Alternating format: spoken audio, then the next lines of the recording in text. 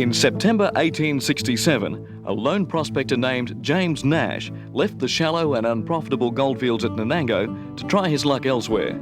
He travelled by foot to Yabba Station in the valley of the Mary River and then to Bella Creek, where he tried his dish and was fortunate enough to find a few specks of gold. Born in England, Nash was a loner, one of a tough breed of men so typical of our pioneering days. After purchasing a horse, he pressed on, dreaming that one day he would find his El Dorado, the pot of gold which had thus far eluded him. In October of that year, he arrived here at the site of what is now known as Caledonian Hill, and after setting up camp, he took his pan to the nearby gully to try his luck.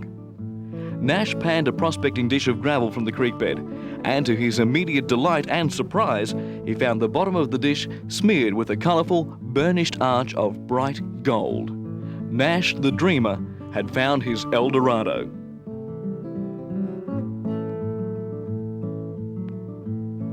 Within a few weeks, a huge gold rush was in progress as hopeful diggers arrived from all over Australia. It was at that time the biggest gold discovery in the history of this fledgling colony of Queensland. Along the banks of a Mary River, a shanty town sprang up. Makeshift bark shanties and tents, grog shops, butchers and bakers, Chinese vegetable gardeners, temporary banks, a gold commissioner's hut, and thousands of prospectors.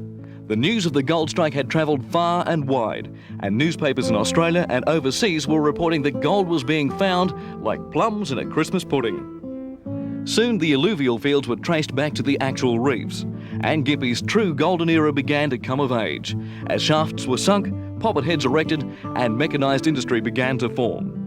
Within a few years, the undulating skyline of Gympie was forested with poppet heads, stamping batteries, retort houses, and flying foxes. The town grew at a tremendous rate, and the diggers settled in for a golden future as the shafts became deeper and profits grew. During the following years, the town of Gympie experienced the highs and lows of a colourful history. There were fabulous gold discoveries, including Queensland's largest nugget, the Curtis. And from 1873 to 1877, a total of more than 330,000 ounces of gold bullion were recovered. This was during a period when some mines, like the No. 3 South Monkland, were crushing 78 tonnes of ore to recover a massive 2,346 ounces of gold.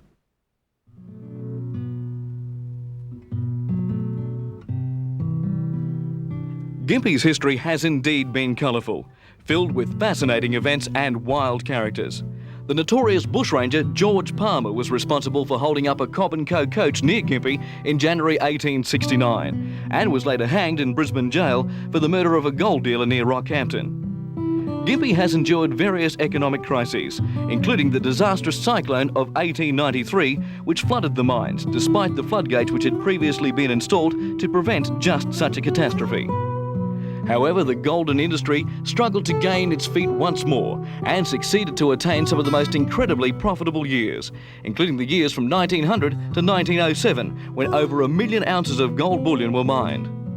However, the decline in gold output had by that year begun, and for the following 15 years, the golden wealth of Gympie declined and died as the reefs became unpayable. By 1920, only 4,500 ounces of gold were recovered, and production costs were far outweighing profits.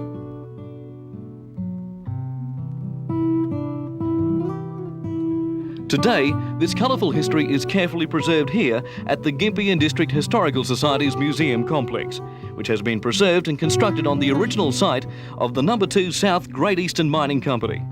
Opened on June 6, 1970, this complex incorporates many of the features of Gympie's golden heyday, and Gympie's birthday is celebrated in October each year at the Gympie Gold Rush Festival, where visitors are welcome to enjoy the lavish entertainments and a step back in time to one of the most remarkable periods in our colonial history.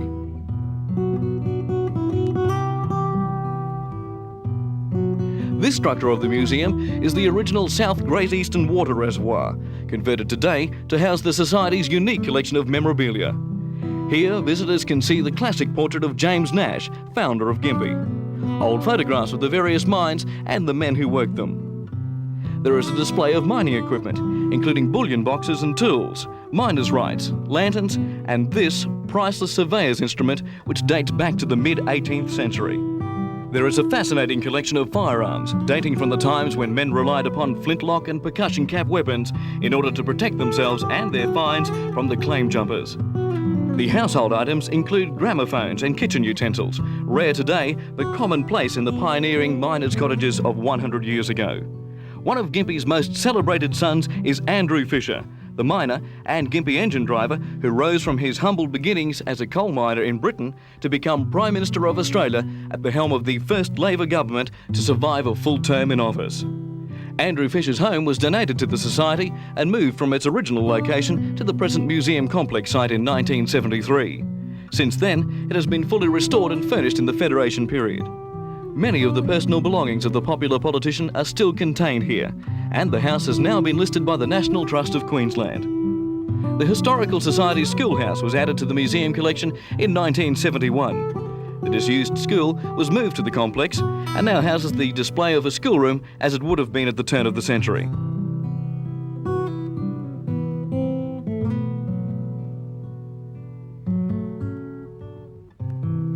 Until recently, the Historical Society's sporting display was a feature of the old schoolhouse, but has now been fully incorporated in a new building specifically designed for the purpose of housing the vast collection of portraits and group photographs of many of Gympie's past sporting heroes, including boxing champion Archie Bradley, whose tribute includes the fighter's boxing gloves.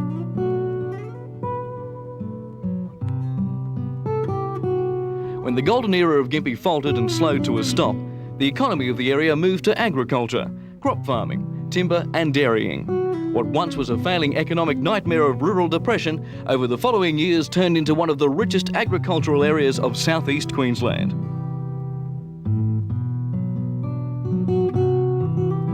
Today, the memorabilia of the dairying industry is stored and displayed here at the Society's complex and includes a wealth of equipment, utensils and machinery from yesteryear. Members of the Gympie Railway Institute have combined to produce a fascinating collection from the days when steam trains were an integral part of Gympie's life, and the region relied heavily on a sound rail system to link its industries with other metropolitan and regional Queensland centres. The collection is now housed here in the railway section of the museum and features many working models of railways equipment. Visitors will also see this beautifully restored collection of railway lamps, many of them in perfect condition. There is photographic documentation too of the terrible mail train disaster which occurred in June 1925. An axle similar to this one suddenly snapped. The train derailed, 9 people were killed and 26 injured. Next to the railway section is the newly opened Children's Museum, which features a fascinating collection of dolls.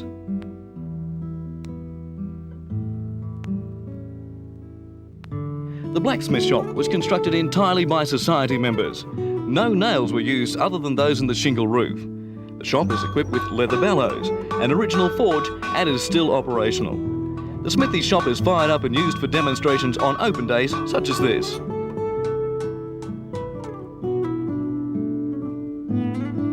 The battery shed was constructed to preserve a section of crushing battery, which was used to crush the ore to a fine sand so that the gold could be recovered. The battery was built by the Bundaberg Foundry in 1903 and is one of 8 similar sections originally used by the No. 2 South Great Eastern Gold Mine. This is the only goldfield machinery still on its original site. In addition to this, a smaller battery built locally in 1920 is incorporated on the site. This battery is fully operational and is still used on occasion.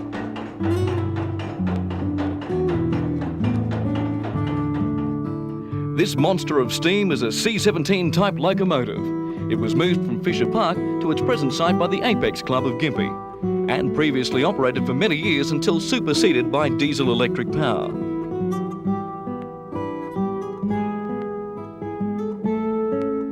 The Gympie Amateur Radio Club operates from the Historical Society's complex, where many rare pieces of early radio communications equipment may still be seen, including this rare 1926 3-valve wireless.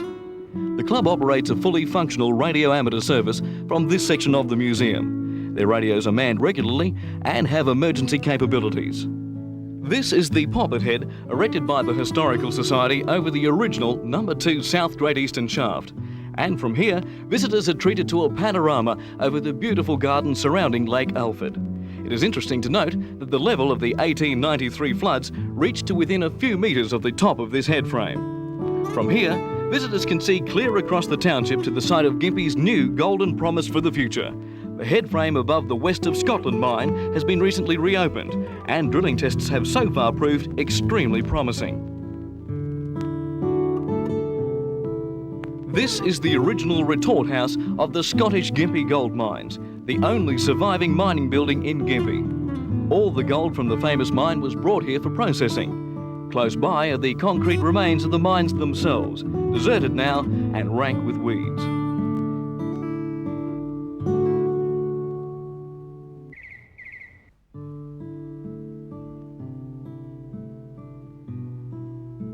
In the Society's compressor room is the steam-driven air compressor, dating back to 1910. Compressed air was used in the mines to operate drills and jackhammers. This massive piece of machinery was donated by the Toowoomba Foundry and has been completely restored.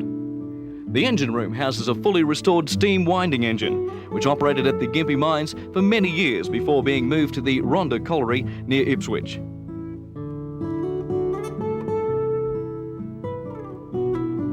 The engine was built by Walkers Limited of Maryborough in 1899 and was donated to the Society and returned to Gympie in 1983. Power is provided by a steam boiler, also made by Walkers Limited and fired by enthusiastic members of the Historical Society.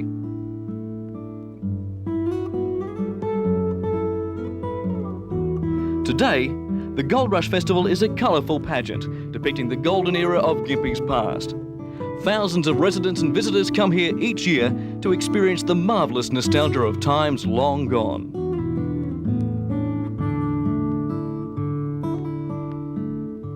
The Society charges a nominal entry fee to the museum complex, and afterwards, visitors can relax with a drink or snack at the museum kiosk, where books and other mementos are available to the public.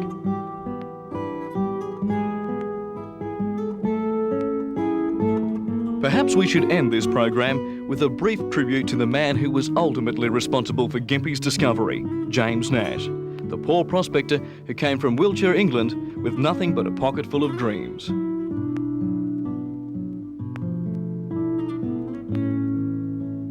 Nash never became wealthy from his discovery, selling his claim and later visiting England. Business misfortunes dogged him all his life, and he finally became almost as poor as the day he arrived at the site of his discovery. The township, in appreciation of this discovery, gave him a job as caretaker to the town's powder magazine, and he finally died in Gympie Hospital in 1913. Today, a simple grave in the Gympie Cemetery marks his last resting place.